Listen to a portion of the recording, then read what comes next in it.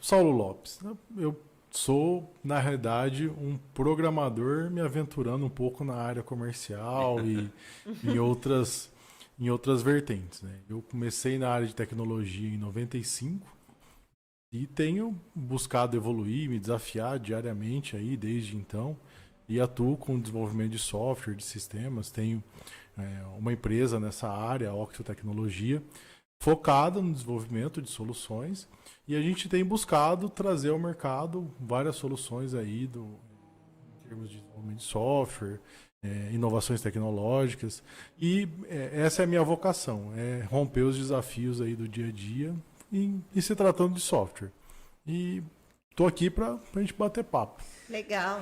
Ô Saulo, a tua vida está toda na nuvem? Olha, eu posso dizer que praticamente toda na nuvem. Porque para a gente hoje, em termos de estrutura de empresa e de informações do que eu mexo para mim no dia a dia, né? Tanto do que eu adotei para mim como pessoa e como para minha empresa, para a gente tudo é nuvem hoje.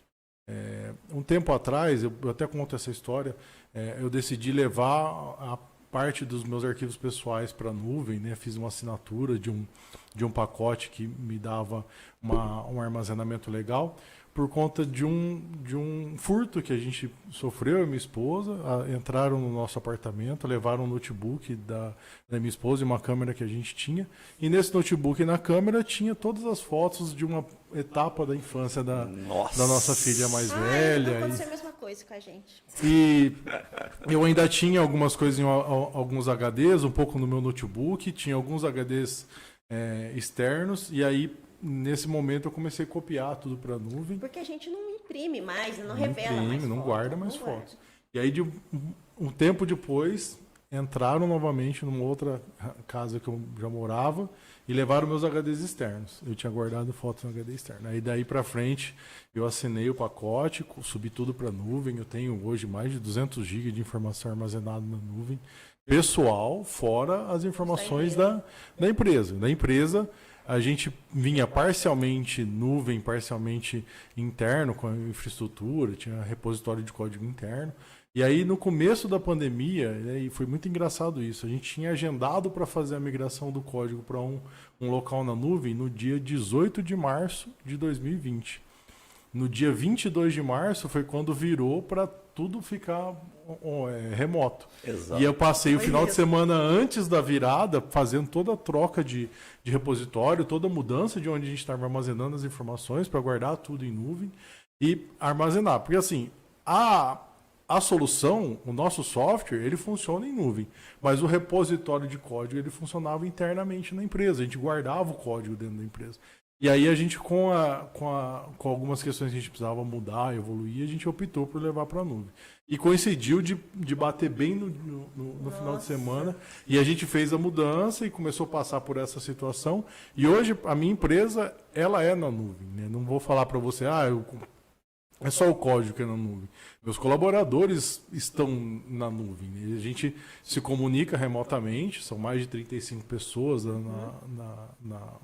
no ecossistema da Octo, e todos eles se comunicam remotamente, porque está todo mundo home office. Não tem ninguém hoje trabalhando fisicamente de forma contínua. Mesmo alguns que ainda vão fisicamente na empresa, eles trabalham de forma híbrida, alguns dias em casa, alguns dias na empresa, e isso fez com que a gente tivesse uma revolução muito grande em termos de qualidade do que a gente entrega e tranquilidade em expandir, porque isso possibilitou a gente expandir. A gente tinha uma limitação física muito grande, porque você não precisa ter uma empresa grande com vários postos de trabalho, né? Exatamente. Apesar que a gente ainda tem mais de 20 postos de trabalho lá, mas a gente ocupa uns 5. Então a gente brinca, às vezes parece uma empresa que é aquelas cidades abandonadas lá, né? E porque, vamos lá, eu vou trabalhar presencialmente, eu me mudei agora recentemente no final do ano para 2 quarteirões de onde a gente tem o escritório físico, para eu poder trabalhar presencialmente e não precisar ficar com as questões domésticas, né? Eu tenho 3 filhas e isso é bastante complicado, filhos pequenos para... O home office concorre muito com a estrutura familiar, dependendo da idade das crianças. Essa semana passada eu tive que trabalhar um dia inteiro em casa. E aí, de meia hora, minha menorzinha, tem 4 anos, e ela vinha, queria montar em cima de mim, eu trabalhando, fazendo uma reunião, de repente, olha o que eu vinha, ela estava em cima de mim. Que a gente tá E a gente vinha, escutava minha esposa, o papai está trabalhando. E eu estava lá fazendo, e daqui a pouco ela vinha, eu vinha interagir um pouco com ela, depois voltava. Então, eu acabei optando por fazer essa mudança, né, da minha casa para ficar bem perto. Hoje eu moro a 2 quarteirões, vou trabalhar a pé, reduzir questão de deslocamento também, que pra gente fazia muita diferença, assim, o tempo, né? E eu aprendi a dar valor no tempo. A gente não dava tanto valor no tempo da gente, e até o momento que eu tinha na minha rotina diária em torno de 1 hora e meia de deslocamento entre ir e voltar para casa, o horário de almoço. E aí, a partir do momento que eu não tive isso e comecei a ver como que isso representava para a gente em ganho de qualidade de vida, foi muito substancial assim, a mudança na nossa A Ana vida. César, que esteve aqui, que ela traz uma experiência muito forte de São Paulo, ela falou que a liberdade que ela sente em Rio Preto é por ter menos trânsito. Mas ainda é um trânsito, né? A gente sai aí para fazer algum deslocamento. Quando a gente faz a rotina de casa, escritório, pegar a criança na escola, voltar, isso a gente não consegue fazer em menos de 50 minutos. Não? Em horário de pico, a gente ainda gasta mais tempo. E hoje, por exemplo, a minha casa fica a 2 quarteirões, da escola das meninas está a 10, então minha esposa gasta 7 minutos para levar as crianças na escola. A gente procurou um local onde ficávamos no meio termo para esse deslocamento, fácil acesso, com supermercado, com farmácia, fácil, né? Principalmente com criança pequena, você precisa ter farmácia perto, né? A gente vira sócio de farmácia, parece. Mas é muito legal. Então, assim, a minha vida, ela teve essa mudança muito grande. Tua experiência com o home office foi até positiva, né? Não, foi muito positiva. Minha esposa brinca comigo, né? Ela fala que eu tenho um temperamento um pouco mais calmo, tranquilo. E ela fala assim, mas como assim? Faz 3 meses que você não coloca o pé na sua empresa? Que logo que virou a pandemia, eu fiquei 3 meses sem ir na empresa. Não precisava, os servidores estavam ligados, a infraestrutura estava lá funcionando, eu conseguia acessar remoto, estava todo mundo se comunicando, todo mundo fazendo as coisas, todo mundo entregando, resolvendo, tudo que precisava fazer estava acontecendo. Eu falei, para que eu preciso ir lá fisicamente? Está tudo acontecendo, mas você não quer saber como está lá? Se tivesse pegado fogo, eu saberia, estava tudo fora do ar, mas está tudo Mas as pessoas estranham, mas perguntam, mas a equipe está correspondendo, né? Está dando certo? Exatamente. E tá, né? E assim, para a gente, melhorou. A gente tem profissionais que tiveram um aumento de rendimento substancial com o home office, trouxe para eles mais tranquilidade. Às vezes no dia a dia eles eram muito interrompidos, alguma situação ali, muita conversa, né? O pessoal na área de desenvolvimento precisa de concentração. Então isso acontecia muito no presencial e a gente sentiu que vários colaboradores tiveram uma mudança substancial. Teve pessoas que não se adaptaram, que não tinham esse tino, que a pessoa para trabalhar no home office ela precisa ter muito controle dela, do tempo dela, né? Eu chamo de autoliderança. Ela precisa ter uma autoliderança muito grande, de disciplina. E aí a gente teve pessoas, e o home office até ajudou a gente, porque mesmo as pessoas que não corresponderam, o home office ajudou a gente a identificar isso de uma forma mais rápida. Porque se você no home office chama a pessoa, ela não responde, por exemplo, você chama a pessoa, demora meia hora, 1 hora para ela te responder, em um ambiente, no horário comercial, você não vai ficar chamando a pessoa fora do horário, mas dentro do horário comercial, que é o horário que a gente combina de fazer atendimento, a gente tem que estar disponível para atender os clientes. A gente chama, conversa e pergunta, e se a pessoa fala assim, vou entregar um negócio em um dia, ela leva 3, e aí, mas o que está acontecendo? E aí você consegue distinguir isso até mais rápido, porque você consegue acompanhar isso um pouco melhor. E a gente conseguiu, às vezes, em alguns momentos, até parar algumas arestas que não estavam fazendo sentido naquele momento. Ô Saulo, você trabalha, você coloca teu software, teu trabalho em diversos tipos de empresa, em diversas empresas, em empresas pequenas até empresas muito grandes. Sim. O que você tem visto na modificação do espaço de trabalho delas? Você acha que está acompanhando muito do que a Octo está vivendo, ou você vê as empresas em outra direção? A gente atende muito empresas muito diferentes, assim, né? A gente tem algumas empresas que a gente atende que elas acabaram mudando para uma estrutura mais híbrida, para uma estrutura às vezes mais esparsa, né? Algumas empresas que a gente atende, outras que a gente atende acabaram trabalhando, tendo que ampliar às vezes a estrutura física mesmo para comportar mais gente. Por exemplo, a gente atende distribuidora de medicamento. Não tem como o pessoal falar assim, vou trabalhar home office nesse distribuidor de medicamento. Tem muita coisa operacional e muita coisa física. E teve um boom de consumo de medicamento nos últimos 2 anos. Muito. Né? Então, eles tiveram que ampliar a estrutura, ampliar rotinas, melhorias no software para atender a dinâmica, né? A quantidade de notas que eles emitem. E a gente viu, por exemplo, empresas que são, às vezes, com outros segmentos, que acabaram enxugando, às vezes fechou o escritório, foi todo mundo para o home office, né? Ficou 100% home office, a empresa está funcionando muito bem e obrigado, né? A pessoa, beleza, vou fechar o escritório. E foi engraçado assim, no ano de 2020 ou 2021, 2020, acho que eu viajei, eu fui visitar a família dos meus pais na Serra da Canastra. Meu pai nasceu em Minas Gerais, ali chama Vale da Babilônia, ali o local onde meu pai, a família do meu pai nasceu. A gente foi lá visitar a cidadezinha pequena ali, São João Batista do Glória. E estava bem nessa questão da ênfase do home office. E aí um primo, ele trabalhava na XP lá em São Paulo, e a XP falou assim, fechou o escritório, mandou todo mundo para home office. Ele foi para lá, e dali a pouco a XP mandou mesa, mandou cadeira, mandou computador, mandou toda a estrutura que ele tinha fisicamente para a casa dele lá no interior de Minas, ali no sul de Minas, ali perto de Delfinópolis, para cima de Franco um pouquinho. Mas mandou para ele lá, para ele trabalhar, ele já era um...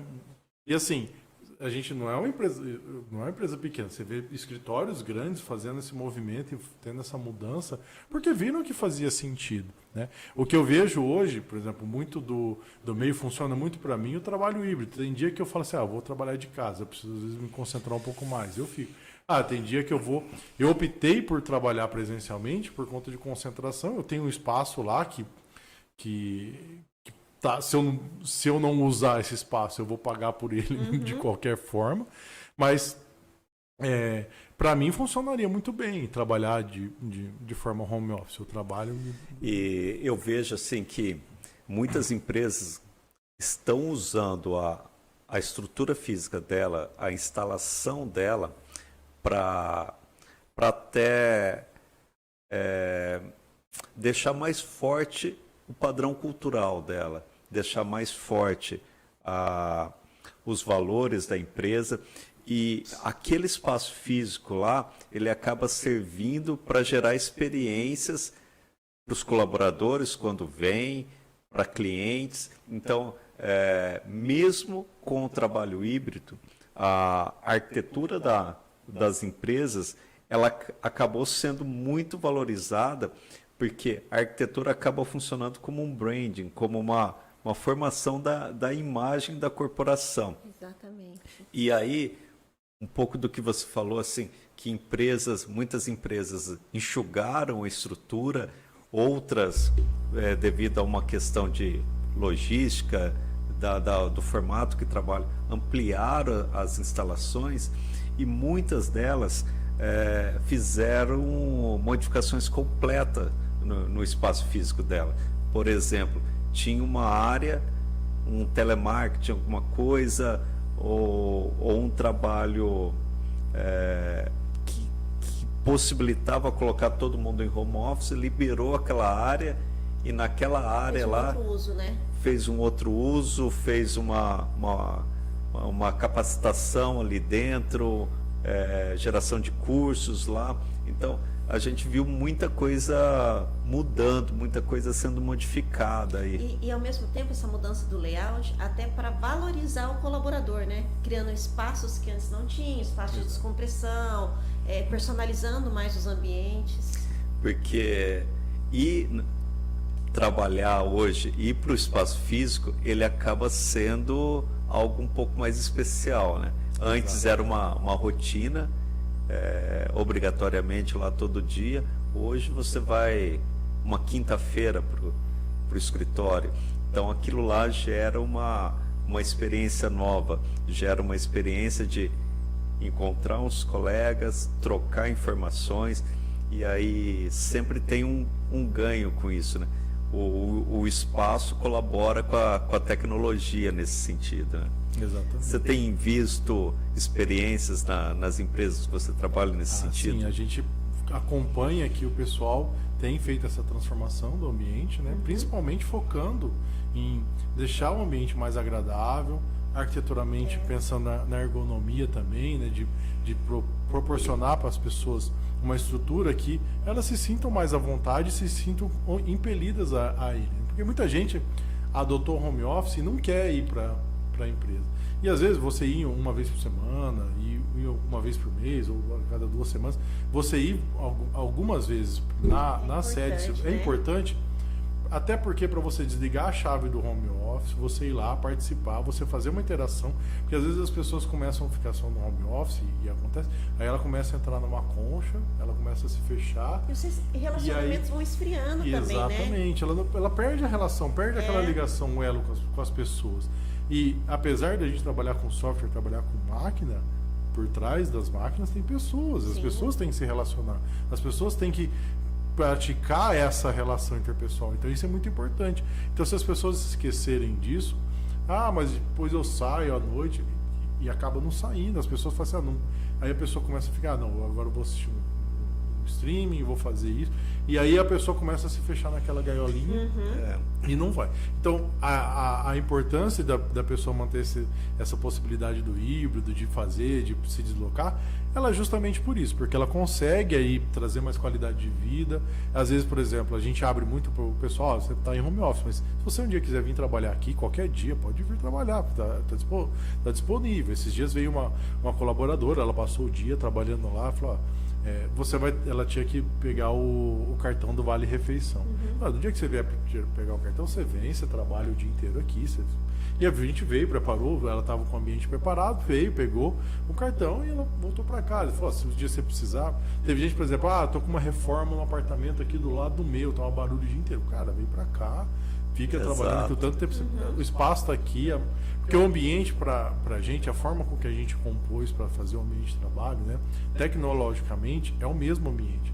Porque a gente virtualizou toda a estrutura, todos os computadores da Octo são virtuais, a gente não tem máquina física mais lá. A gente tem terminais burros que eles conectam em um servidor virtualizado e as pessoas de casa usam esse mesmo servidor virtualizado para trabalhar. Então elas trabalham dentro da infraestrutura nossa, acessando remotamente, ou se elas estão lá, elas vão usar essa mesma máquina virtual para trabalhar.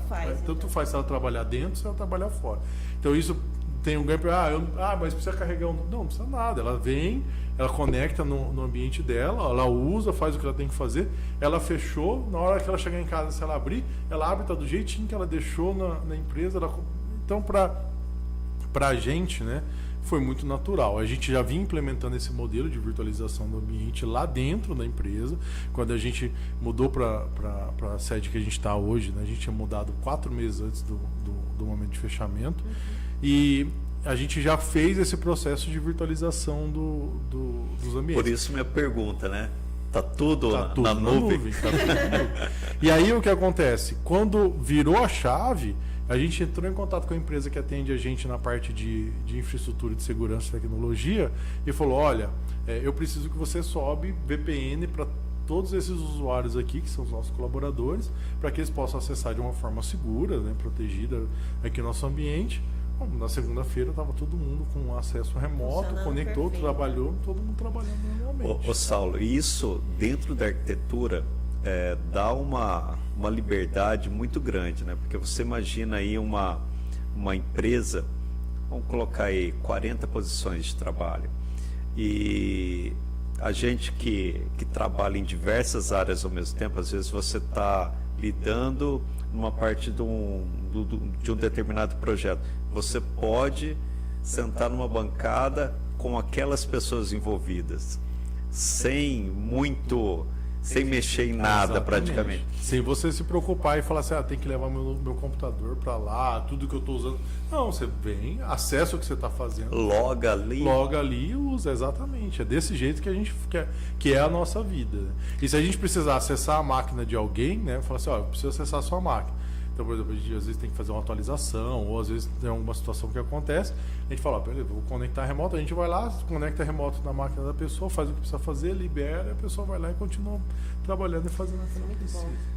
Saulo, prazerzaço falar contigo. Você que fala que você é um programador e que está pegando agora essa parte de comercial, de empreendedorismo, mas eu sei que até quando criança você vendeu prego, né? Então você tem muito de empreendedor aí, muito de comercial. O que é essa história do prego aí?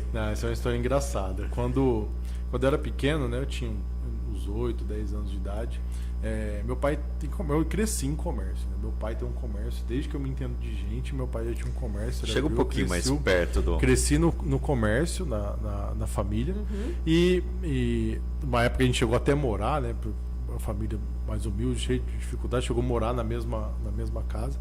E aí a gente teve uma construção, né? Até um edifício bem famoso aqui de Rio Preto, que é o que estava construindo na época, que é um edifício de alto padrão ali na Boa Vista, o edifício Acácia, não sei se vocês conhecem, descendo a Delegado. E esse edifício estava sendo construído. E no momento da construção, o muro entre a construção, que era vizinha de muro, o muro caiu. E assim, é normal em uma construção o muro cair. Hoje em dia...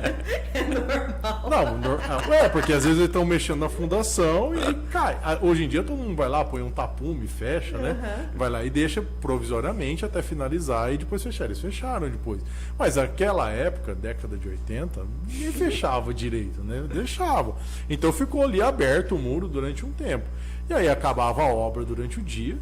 E aí eu e meu irmão, e aí assim, a gente tinha uns vizinhos também que às vezes passavam férias com a gente ali na casa do lado, e que eram avós que moravam ali, que era assim, era uma casa comercial dentro de um monte de lugar que era residencial. E aí a gente ia todo mundo lá no prédio, de repente na hora que minha mãe via, a gente estava lá no 10º andar, e ela falou, sai daí! Mas aí a parte do lado... Quem trabalha com segurança do trabalho está escutando isso. Fica querendo morrer agora. Hoje em dia não acontece. Isso acontece em outro país. E aí, sem esse muro, acabava a obra e a gente ia lá e assim, esse local do lado do prédio onde é a loja dos meus pais, hoje é a garagem do prédio, e em cima da garagem foi construída uma quadra. Então é a parte anexa do prédio, não é a parte principal do prédio. E aí eles estavam construindo, fazendo a laje, fazendo o caixote da laje. E aí os caras estavam lá e fazendo esse caixote, batia o prego no escuro. O cara não pegava prego, o cara pregava lá, caiu o prego.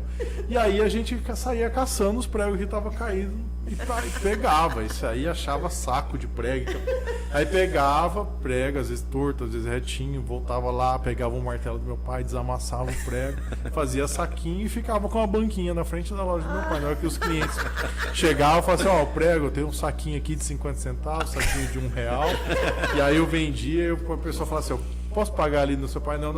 Ali no meu pai você paga as compras que você faz lá.